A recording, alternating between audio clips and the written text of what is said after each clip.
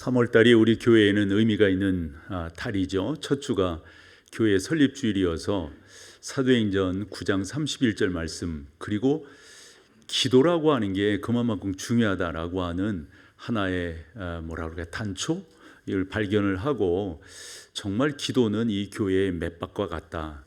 청년의 맥박일 수도 있고 노년의 맥박일 수도 있겠죠. 그러면서 살펴볼 때 히스기야의 기도가 우리 가운데 교훈이 된다 해서 열왕기하 18장 19장을 여러분과 나눌 때 오늘 네 번째 시간을 맞이하게 됩니다. 앞서서 침묵 기도에 대해서 나누었고요. 그 다음 주일에는 우리가 어떻게 공동체로서 도고 또는 중보 기도를 할 것인가. 정말 다급할 때는 우리가 독대한다는 표현이 있잖아요. 그래서 지난 시간에 하나님께 독대했던 히스기야를 만났습니다. 오늘은 열왕기하 19장 20절 말씀에 보면 이 히스기야가 하나님 앞에 기도할 때 그 하나님께서 히스기야의 기도를 내가 기도하는 것을 들었다, 이리 말씀하시는 내용이거든요. 우리가 클라이막스라는 표현을 쓰는데, 제가 네 번의 히스기야의 기도를 설교할 때 오늘 설교가 아마 그중 클라이막스가 아닐까 생각을 합니다. 그러면서 히스기야의 기도를 이렇게 쭉 살펴보면 두 가지 특징이 있다고 하는 것을 알게 됩니다.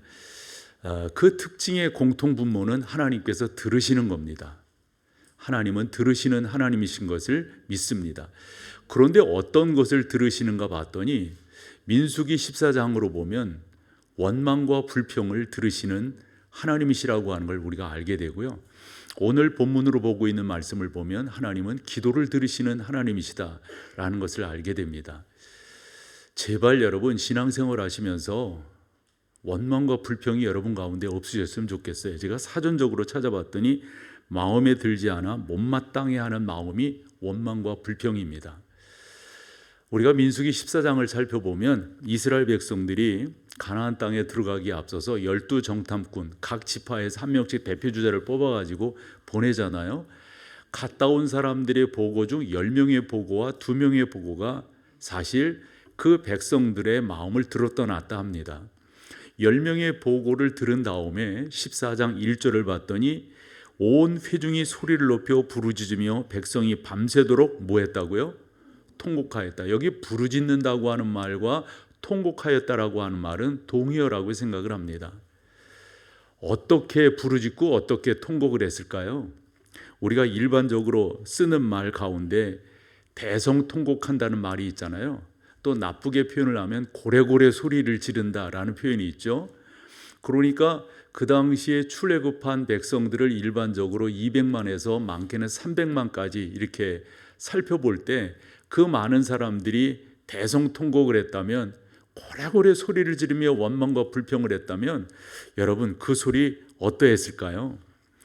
14장 2절 말씀을 보면 이스라엘 자손이 다 모세와 아론을 원망하며 온 회중이 그들에게 이르되 우리가 애굽 땅에서 죽었거나 이 광야에서 죽었으면 좋았을 것을, 이런 식으로 원망을 합니다. 말인즉슨 앞서서 그 백성들이 출애굽할 때 자기들의 힘으로 나왔어요? 아니, 자기들의 힘으로 나왔냐고요. 홍해 바다를 건널 때는 어땠어요? 마라의 쓴물을 만났을 때, 그리고 여러분 그들이 아말렉과의 전쟁에서 출애굽기 17장 보면 그 전쟁도 이스라엘에게 있어서는 상당히 위급한 위험한 전쟁이었거든요.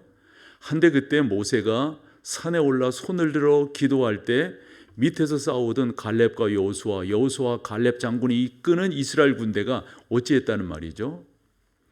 아니, 저는 하나하나 살펴보면요, 그 백성들이 광야를 지나면서 불기둥과 구름기둥이 없었다면 그 떼약볕을, 밤에는 거의 마이너스 떨어진다고 그러거든요. 저도 광야에 가서 하룻밤을 지내봤는데 죄송하지만 장난이 아니었습니다. 어떻게 살아요? 그들이 농사를 졌어요. 옷을 만들었어요.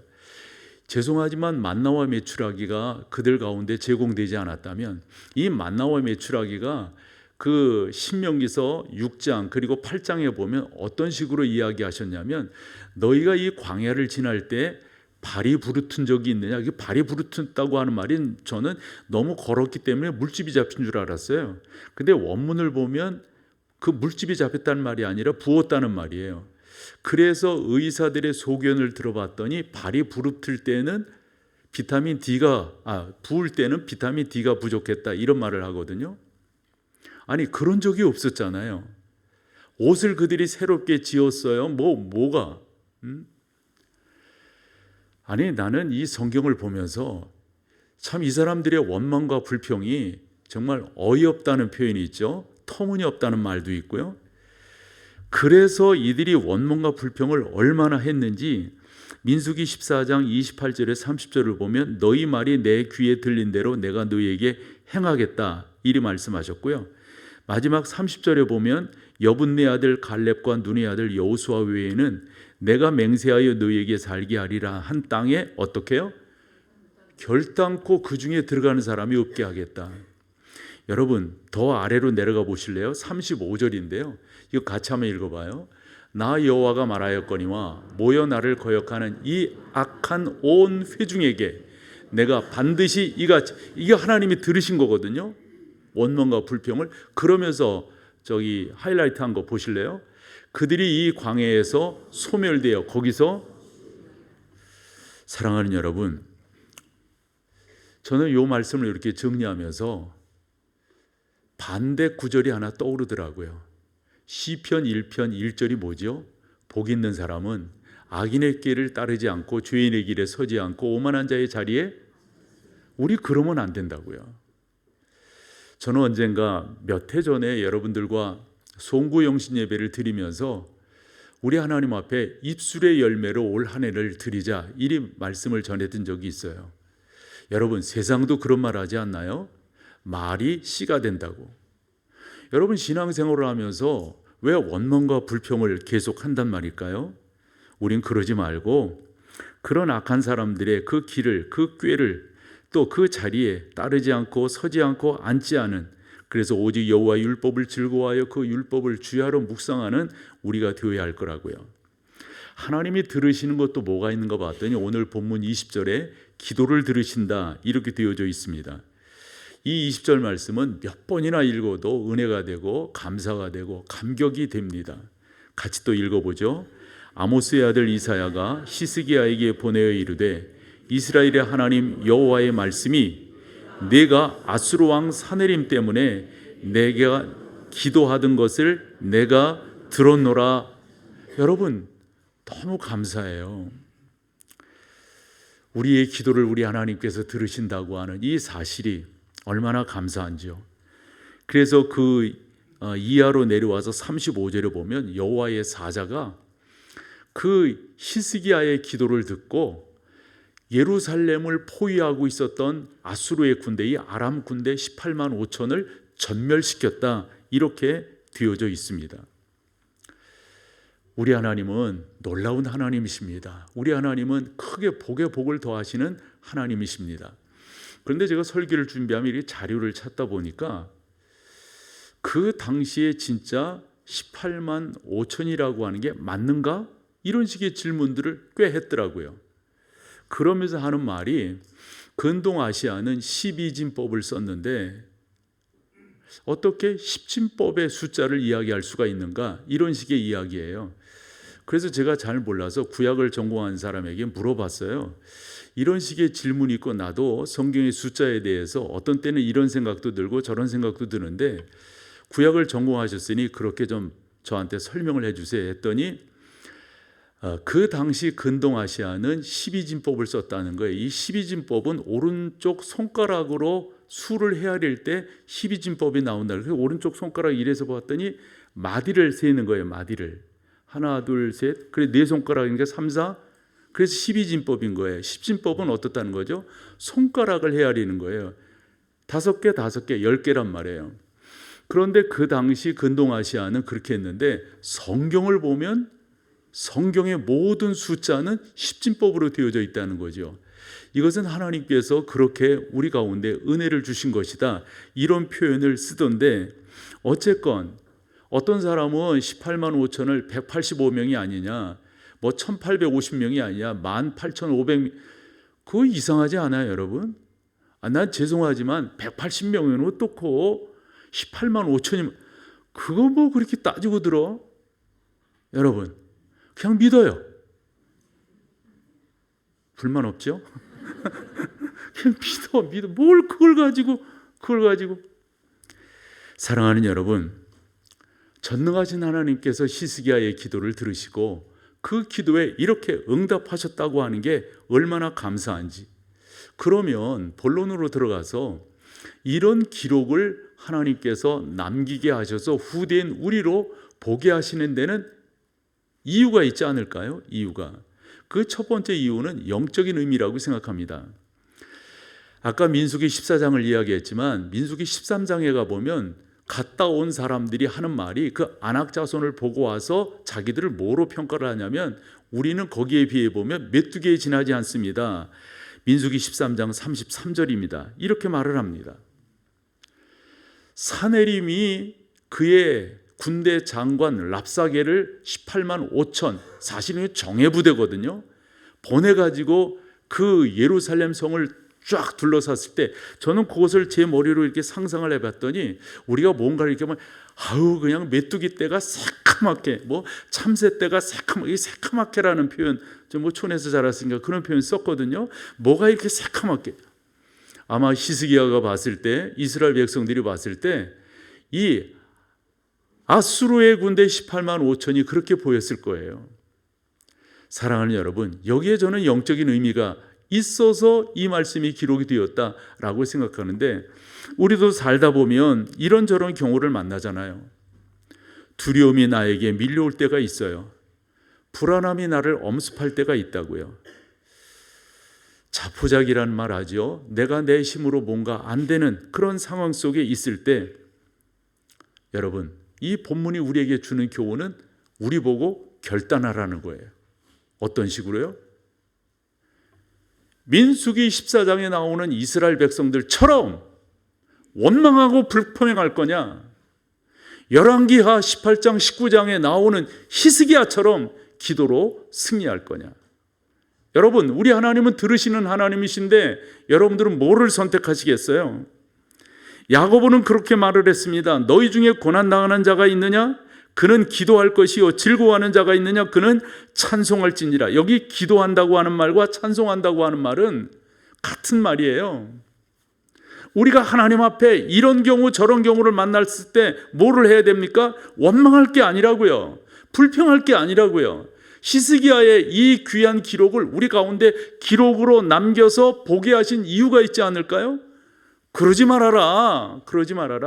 아무리 아수르의 군대가 새카맣게 진을 치고 너희를 위협한다 할지라도, 그들이 서신을 보내서 너희에게 협박을 한다 할지라도 염려하지 말고 하나님 앞에 히스기야처럼 기도해라.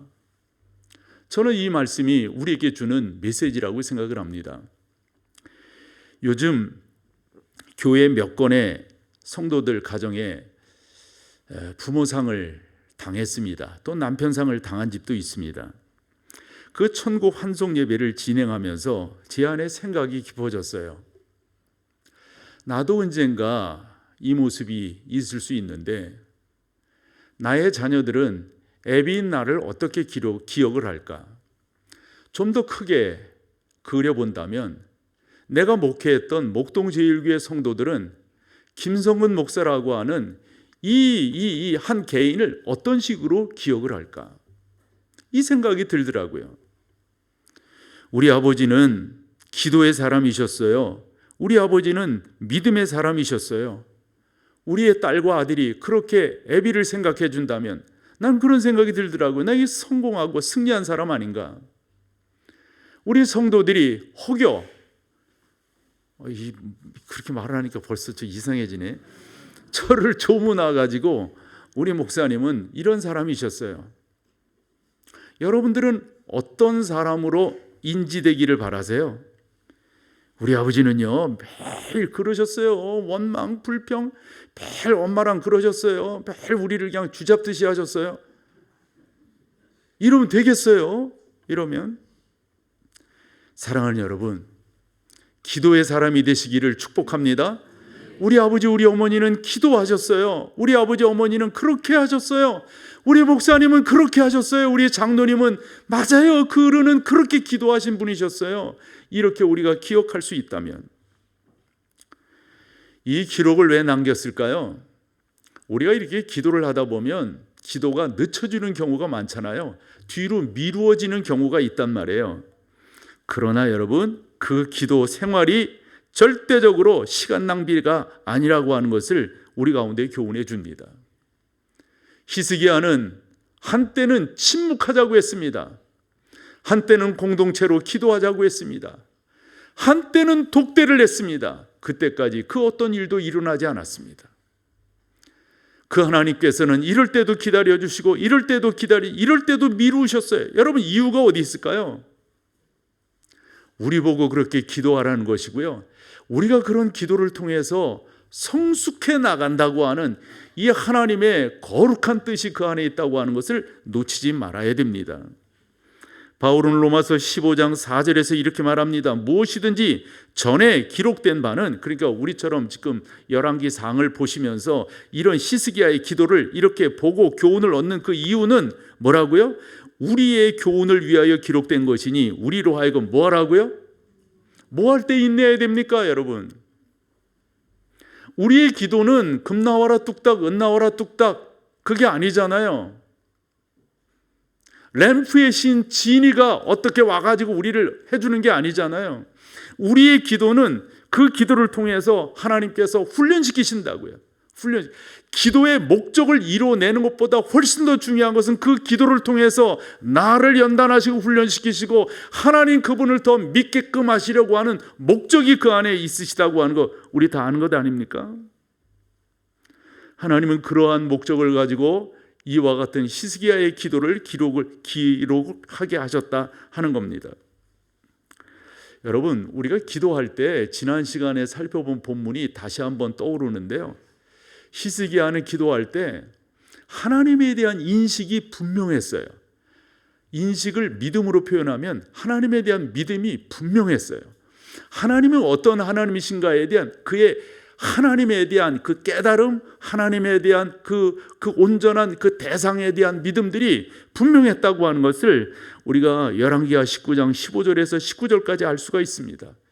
그러고 난 다음에 17절 18절에서 하나님, 저희 상황이 이래요.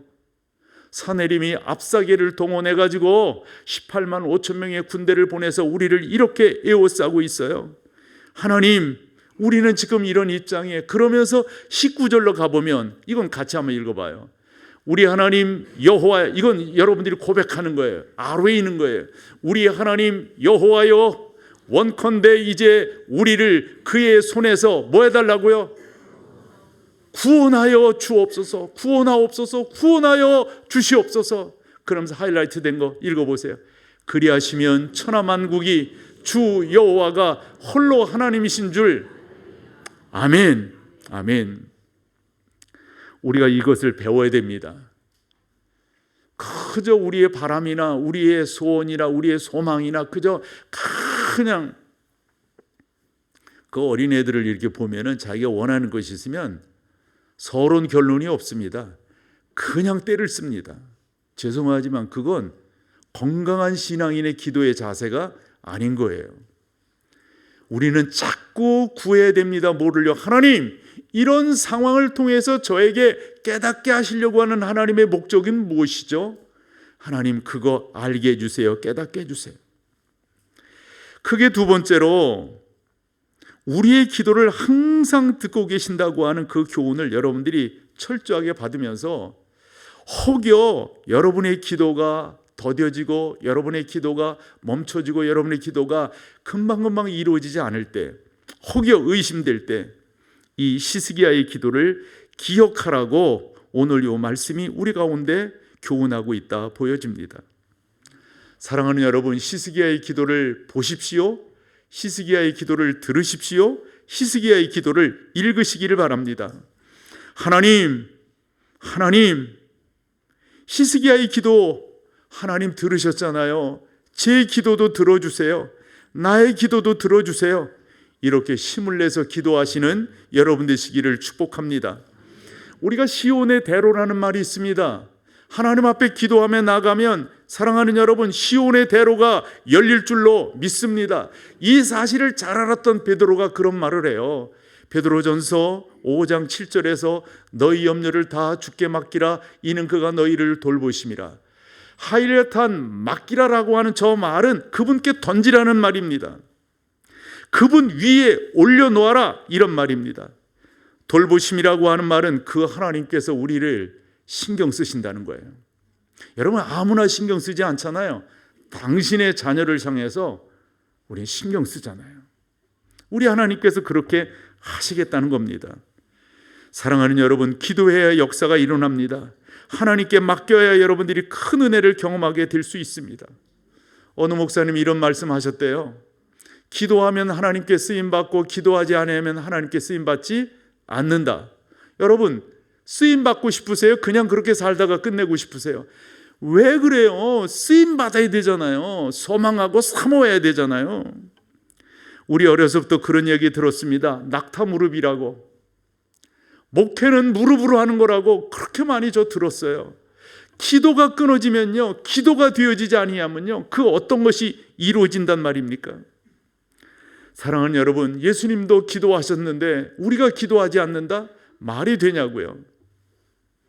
서양 속담을 하나 인용을 하면, 사람이 사람을 만나면 역사를 경험하게 되지만 사람이 하나님을 만나면 기적을 경험하게 된다고.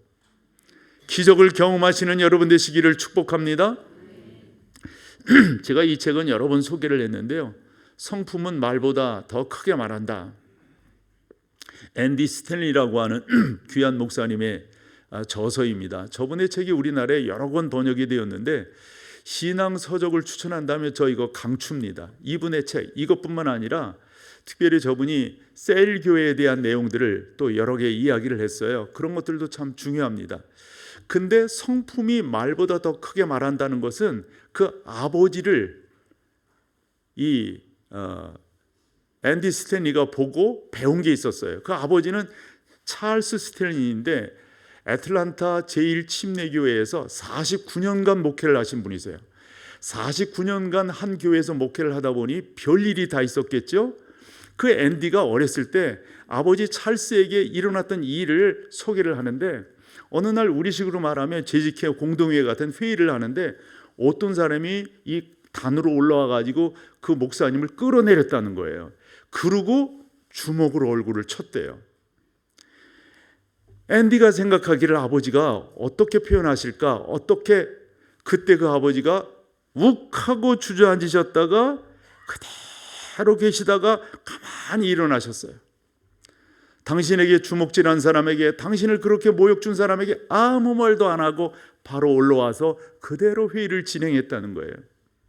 아들 앤디가 크게 교훈을 얻었습니다. 그렇다, 성품이라고 하는 것은 아무리 큰 소리보다, 아무리 큰 외침보다 더 크게 말하는 것이다. 그런데 여러분, 이 찰스 스탠리 목사님이 그렇게 하시는 데는 그분의 목회적 나름대로 철학이 있었습니다. 그 철학 들어보실래요? 나는 목회를 하면서 대적하지 않겠다. 나는 목회를 하면서 싸우지 않겠다. 나는 목회를 하면서 무릎을 꿇겠다. 뭐겠어요, 여러분? 기도하겠다는 거 아니겠어요? 기도하는 분이니까 그와 같은 모습들을 나타냈다라고 하는 겁니다. 우리의 삶 가운데 사내림이 보낸 랍사게의 군대가 우리를 에워쌀 수 있습니다. 무섭지요, 두렵지요. 와, 이렇게 다가올 때 얼마나 힘들겠어요. 그때 히스기야가 어떻게 했습니까? 여호와의 전에 올라가 사내림이 랍사게를 통하여 보낸 그 편지를, 그 협박 편지입니다. 위협하는 것입니다. 그를 여호와의 전 앞에 펼쳐놓고 기도합니다. 여호와여 보시옵소서, 여호와여 들으시옵소서. 하나님 해결해 주세요. 하나님 역사해 주세요. 무릎으로 주께 나아가니 우리 하나님께서 그 히스기야의 기도를 들으셨다라고 하는 겁니다. 사랑하는 여러분, 세 번째로 생각해 볼 것은 히스기야가 어떤 사람이길래 우리 하나님께서 그렇게 자세하게 이사야에게 명령해서 내가 네 기도를 들었다 이리 말씀을 전해주신단 말인가. 그리고 19장 35절에 보면 그 18만 5천이 완전히 이 몰살하는 그러한 경우를 어떻게 이뤄낼 수 있단 말인가. 그러면 우리의 기도는 왜 그렇게 바로바로 이루어지지 않는단 말인가. 이런 식의 생각을 안 해볼 수 없다고요. 그래서 성경을 봤더니 히스기야에게는 두 가지 특징이 있다고 하는 걸 알 수가 있습니다. 18장 5절 말씀을 여러분과 같이 읽어보고 하나를 보죠. 히스기야가 이스라엘 하나님 여호와를 뭐 했는데요? 저 의지했다. 이게 여러분 참 중요한 거예요. 그러니까 하나님께서 우리의 기도를 들으실 때도 히스기야의 기도를 들으신 것처럼 똑같아요. 믿음으로 나아가는, 저 의지했다라고 하는 저 표현이 있잖아요. 그 뭐라 그럴까요? 그 하나님 그분께 너무도 귀하게 나아가는 거예요. 그 하나님만 붙드는 거예요. 그런데 여러분 그 다음으로 보면은요, 그 다음으로 보면 더 의미가 있어요. 6절 한번 읽어보실래요? 6절 같이 읽어보죠. 곧 그가 여호와께 연합하여 그에게서 떠나지 아니하 여호와께서 모세에게 명령하신 계명을 지켰더라. 7절 여호와께서 그와 함께 하심에 그가 어디로 가든지 형통하였다. 여기까지만 해보죠. 여러분 저기에서 중요한 것은 그 6절로 가보시면은 그가 연합하였다. 누구와? 여호와께 연합하였다. 저 연합하였다라고 하는 그 뜻은요, 뭐 예를 들어 이렇게 설명할 수 있어요. 이쪽 판이 있고 이쪽 판이 있으면 요게 이렇게 딱 붙이려면, 강력하게 붙으려면 그 가운데 뭐를 칠해야 됩니까? 몬드를 칠해야 됩니다. 그렇죠? 악유를 칠해야 됩니다. 여호와께 히스기야가 이렇게 딱 붙었다고 하는 것은 그 히스기야가 이 여호와께 뭐를 칠했다는 말일까요? 기도를 칠한 거예요. 기도로 붙은 거예요.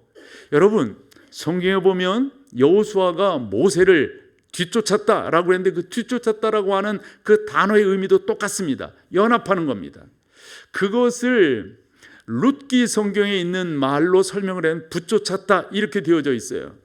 룻기 1장 14절에 보면 그 룻이 시어머니가 그렇게 말을 해요. 내가 두 아들을 다 이곳에서 다 잃었는데, 큰 며느리에게도 그렇게 말하고 작은 며느리에게도 그렇게 말해요. 너희들이 아직 젊은데 너희들이 고향으로 가서 새로운 인생을 시작해라. 새로운 사람을 만나라. 이럴 때 룻이 어떻게 했다는 거죠? 그 룻기 1장 14절을 보면요, 뭐라고요? 같이 한번 읽어봐요. 그들이 소리 높여 다시 울더니 가라 그러니까 오르바는 그 첫째 며느리는 시어머니에게 입 맞추고 떠난 거예요. 그 다음에 룻은 둘째는 어떻게 했다고요? 그를 그 붙여쳤다고 하는 말이 여기 연합되었다라는 말과 동의어입니다. 히스기야의 기도를 들으신 하나님, 히스기야가 어떻게 살았길래 그랬는가? 간단합니다, 여러분. 히스기야가 이스라엘 하나님 여호와를 의지하였는데 그 다음 5절 그 뒤에 의미 있는 말씀이 덧 붙여져 있어요. 어떻게요? 그의 전후 유다 여러 왕 중에 그러한 자가 없었다. 남유다의 분열 왕국 남유다에 20명의 왕이 있었는데 히스기야처럼 기도하고 히스기야처럼 여호와께 붙어 있고 연합되어 있고 이런 왕이 없었다는 거예요. 어느 정도로 전무후무하다 이런 표현을 썼습니다. 사랑하는 여러분, 제가 왜 이렇게 목소리를 높여서 설교할까요? 나는 우리 교회가 그렇게 되기를 바라요. 사랑하는 성도 여러분들이 그러한 믿음의 사람이 되기를 소망해서 이렇게 말씀드리는 거죠. 히스기야의 기도가 응답되는 데는 두 번째로 있잖아요. 그의 삶이 기도였어요. 그의 삶이. 이 내용을 잠언 그 15장 29절에서 솔로몬이 너무도 잘 알아서 설명을 합니다. 뭐라고 설명하냐면 두 가지로 대비를 해요. 여호와는 악인을 어떻게 하시고요? 의인의 기도는요? 여러분 여기서 의인은 누구겠어요? 저는 히스기야라고 생각하고요.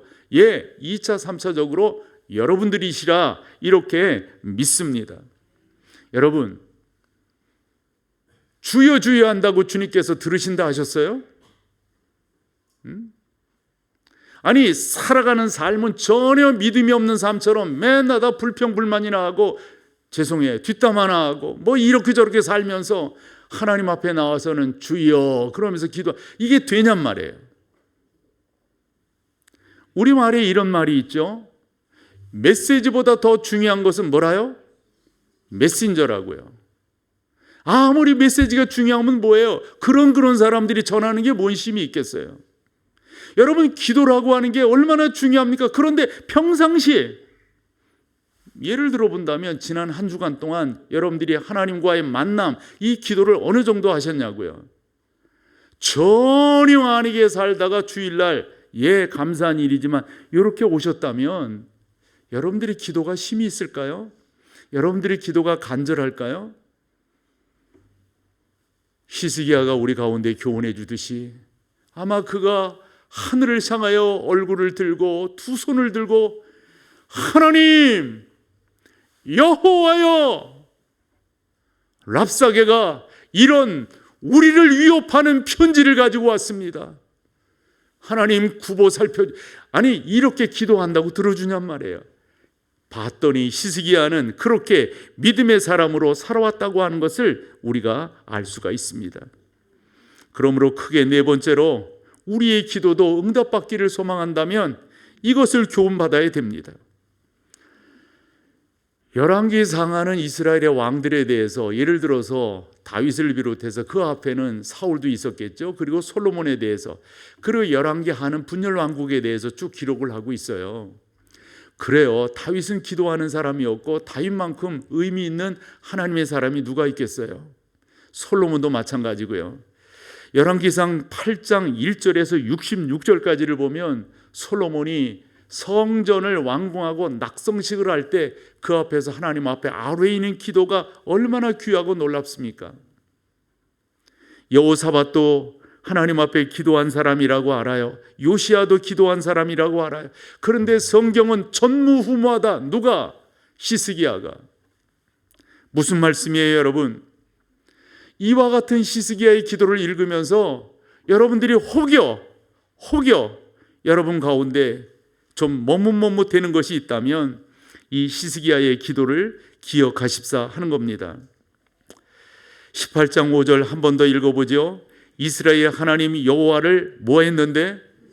의지는 기도하는 거였습니다. 기도하는 것만큼 귀한 게 없습니다.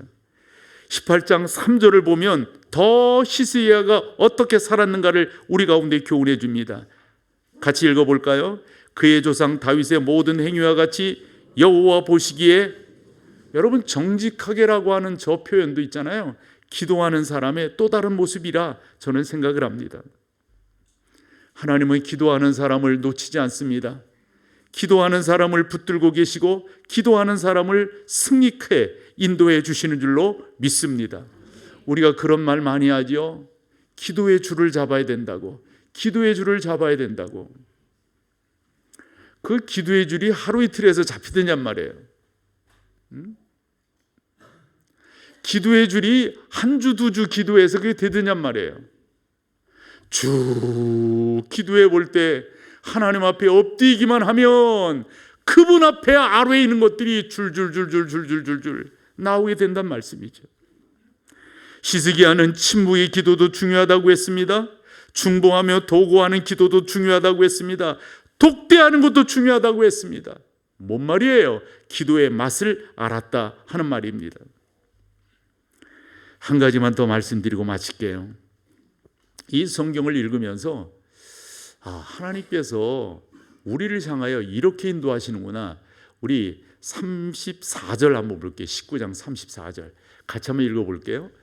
내가 나와 나의 종 다윗을 위하여 이 성을, 죄송해요, 이 성은 예루살렘이죠. 그럼 이 상황은 어떤 상황이에요? 사내림이 보낸 랍사게와 18만 5천이 성을 둘러싸고 있는 거예요. 그것을 보호하여 구원하리라 하셨나이다 하였더라. 지금 히스기야에게 그렇게 말씀한 거예요. 그런데 전제가 있습니다. 뭐라고요? 내가 나와 나의 종 다윗이 여기서 왜 나오는 거예요? 다윗이 느닷없이 다윗이 나오지 않았어요? 그래서 이렇게 말씀을 보면 여러분들이 성경적 지식이 있기에 떠오르는 성경에 어떤 대목이 있을 거예요. 그게 사무엘하 7장입니다. 사무엘하 7장에 가보면 다윗이 하나님께서 그에게 평안을 주시고 그를 안전하게 하시고 궁궐에 이렇게 지나요. 7장 1절에 그랬잖아요. 왕으로 궁에 평안히 살게 하신 그때 다윗에게 무슨 생각이 들었냐면, 나는 이렇게 고대 광실에서 잘 살고 있는데 하나님의 임재의 상징인 법궤는 지금 어디예요? 저 광야에 저 천막 속에 있단 말이에요. 그래서 그 법궤를 모셔오고 싶었어요. 그냥 모실 수는 없잖아요. 그래도 번듯한 집을 지어가지고, 이것을 우리는 성전이라고 하는 것 아니겠어요? 그래가지고 선지자 나단에게 다윗이 자기의 뜻을 아뢰요. 그 선지자 나단이 하나님께 기도합니다. 하나님, 당신의 종 다윗이 이런 생각을 갖고 있다는데 어떻게 할까요? 그랬더니 나단이 하나님의 그 기도의 응답을 받고 다윗에게 전해주는 것이 사무엘하 7장 8절에서 12절까지입니다. 그때 기도의 내용은 뭐냐면, 내가 내 집을 짓는 것을 허락하지 아니한다. 그러나 반대로 내가 너의 집을 지어주겠다. 이리 말씀을 하시면서 8절에 보면 너를 이스라엘의 주권자로 삼겠다. 9절에 보면 내 이름을 위대하게 만들어주겠다. 10절에 보면 그 어떤 악한 것도 너희를 해하지 못하도록 만들어주마. 이렇게 말씀하시면서 11절은 같이 읽을게요. 전에 내가 사사에게 명령하여 내 백성 이스라엘을 다스리던 때와 같이 아니하고 너를 그러니까 왔다 갔다 했잖아요. 그때 사사 이럴 때는 그냥 망했다가 했다, 이랬다 저랬다 이랬잖아요. 그때 같이 아니하고 너를 모든 원수에게서 벗어나 편히 쉬게 하겠다. 편히 쉬게 하겠다. 그러면서 그 다음 말이 중요합니다. 여호와가 또 내게 이르노니 여호와가 너를 위하여. 그러면서 집이라고 하는 게 뭔가 하는 거예요. 그런 어떤 궁궐 이런 게 아니잖아요. 이 집은 뭐예요? 그의 가문이요, 그의 삶의 여러 영역들이다 생각을 합니다. 그런데 여러분들이 아실 거예요. 북이스라엘은 BC 722년에 아수르에서 멸망하고 남유다는 BC 586년에 바벨론에 의해서 멸망을 합니다. 끊어졌잖아요. 그리고 400년 암흑시대가 일어나요. 그리고 난 다음에 헤롯이, 그 다윗과 뭔 상관이 있어요? 그렇다면 다시금 우리가 성경을 보았을 때 그 11절 마지막에 여호와가 너를 위하여 집을 짓고, 그 집이 뭡니까 여러분? 하나님께서 다윗을 통하여 이 땅에 이루어내실 메시아 왕국을 설명하는 거예요. 메시아 왕국. 그래서 이 사실을 너무도 잘 깨달았던 마태는 그의 성경 1장 1절을 기록하면서 뭐라고요? 아브라함과 다윗의 세계라, 계보다, 이런 말이에요. 그런데 사실 원문을 보면 누가 앞섰다고요? 다윗이 앞서 있어요. 근데 우리는 왜 그렇게 했죠? 우리는 약간 장유유서적인 그런 개념이 있어서 아브라함이 한참 앞선 사람이고, 그래서 아브라함과 다윗 이렇게 돼 있다고요. 원문은 다윗과 아브라함의 계보다, 이 말이 맞아요. 그러면 여러분, 이 말씀이 뭡니까? 우리 가운데 하나님은 약속하신 것을 이루시는 분이시다, 이걸 교훈해 주고 있습니다. 사랑하는 여러분, 여러분들의 기도는 여러분들의 수고와 땀 흘림과 여러분이 얼마나 오랫동안 무릎 꿇었느냐로 이루어지는 것입니까? 그런 생각을 했다면 여러분들은 장로교인이 아닙니다. 우리의 기도는 하나님의 약속에 근거해서, 내가 금식했다 해서가 아니에요. 내가 특별히 작정해서 했다가 아니에요. 금식하고 작정하며 주 앞에 무릎 꿇어 기도할지라도 여러분들의 기도의 핵심은 언약에 기반해야 됩니다. 하나님의 약속에 기반해야 되는 것입니다. 왜 갑자기 히스기야의 기도의 응답에 대해 쭉 이야기하다가 내가 나의 종 다윗에게, 왜 이 말씀이 왜 나오겠어요? 사랑하는 여러분, 우리의 기도는 하나님의 하나님 되심을 드러내는 데 쓰임받고 있다고 하는 사실입니다. 사랑하는 여러분들이 기도를 통하여 하나님의 하나님 되심이 드러나고 증명될 겁니다. 우리는 감사한 게 그런 거예요. 이게 믿음의 사람들의 태도고, 이게 개혁주의 신앙을 가진 사람들의 자세입니다. 적어도 여러분들이 장로교 교인이라면 그런 고백을 하는 거죠. 바울의 고백처럼, 하나님, 나의 나 된 것은 천적으로 하나님의 은혜이지 내가 이래가지고 내가 나 된 것 아닙니다. 여러분, 나를 버리면 말이에요, 나를 부정하면요, 이런 행복이 어디 있어요? 나를 부정하면 부정하고 하나님을 높이면 높일수록 하나님께서 우리 가운데 평안으로 채워주시는 것 여러분 경험하시죠? 이게 여러분 멋진 거예요. 하나님께서 히스기야의 기도를 들으시면서 히스기야의 기도를 들으신 그 가장 중요한 것이 하나님이 약속하신 것을 이루시는 분이시다. 그러면서 저는 이 찬송이 생각나더라고요. 나는 아무것도 아닙니다. 나는 아무것도 아닙니다. 주님의 사랑이 없으면, 주님의 지혜가 없으면. 근데 나를 부정하면 부정할수록 왜 감동이 되는 거죠? 왜 감격이 있는 거죠? 여러분, 이게 기독교 아닌가요? 이게 진리 아닌가요? 기독교는 절대적으로 인간의 공력을 주장하지 않습니다. 하나님의 약속하신 하나님의 말씀이 우리 가운데 이루어지는 것을 주장하고 강조하는 것입니다. 찬송 하나가 또 생각났어요. 하나님의 부르심에는 후회하심이 없네. 내가 이 자리에 선 것도 주의 부르심이라. 하나님의 부르심에는 결코 실수가 없네. 나를 부르신 하나님, 그 신실하심을 믿네. 이게 기도인 거예요. 사랑하는 여러분, 자꾸 여러분들이 하나님에 대한 지식이, 하나님에 대한 깨달음이, 하나님에 대한 그 가치관이 여러분 가운데 자꾸 채워져야 돼요. 그래야 하나님 되심을 우리가 마음껏 찬양하고 마음껏 높이게 되는 줄로 믿습니다. 마지막 찬양으로 주 앞에 나갑니다.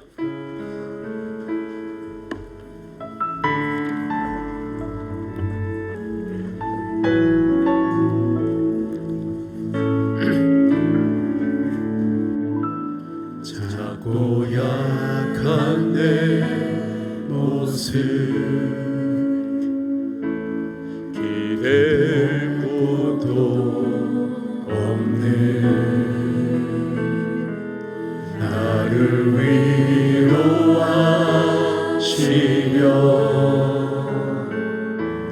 교회를 세우셨네. 주님은 다 하시네. 주님은 다 하시네. 내가 넘어질 것도 그런 나를 위하여 교회로 세우셨네. 우리 모여 사랑할 때 주님 위로하시네. 우리 함께 기도